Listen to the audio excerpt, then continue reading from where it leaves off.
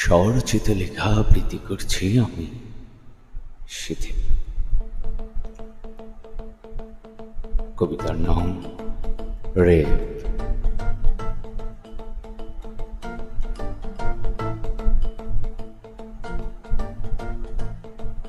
Rape শুধু হলে না তুমি নারী, রেপ হলো এবার আবার আমার স্বদেশ ভূমি। পৈশাচিক ভাবে রেপ হচ্ছে আমার গণতন্ত্র। রেপের থাবায় গলা টিপে ধরছে আমার কথা বলার মুক্ত স্বাধীন কণ্ঠ। নারী, তোমার নাজুক অঙ্গ থেকে ঝরছে রক্ত। হিংস্র থাবায় যন্ত্রণা ব্যথায় কাতরাচ্ছ হয়তো তুমি। জেনে রাখো, তুমি সেই নারী, তোমার মতো আমার জন্মভূমির জননী মানচিত্র থেকে প্রবাহিত হচ্ছে নীরব লজ্জার রক্তের স্রোত। কত বিক্ষত ব্যথার আত্মচিৎকারে প্রকম্পিত করছে আকাশ বাতাস। এদিকে বাক প্রতিবন্ধী হয়ে হুইলচেয়ারে আমার দেশের সুশীল সমাজ।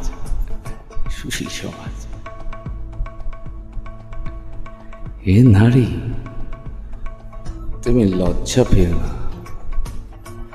তুমি তো ছিলে না তো সেদিন নগ্ন। তোমার সম্ভ্রমের পর্দা হয়ে ঢেকেছিল জয় ছিনিয়ে আনা লাল সবুজ কাপড়ের টুকরো। যারা তোমায় দেখছে নগ্ন, এই অপরাধকে ঢাকাতে, যারা দিচ্ছে বলি করছে রেশারেশি, আসলে তারাই ছিল বেজন্মা রাজাকারের বীজে বড় হওয়া ভ্রূণগুলি।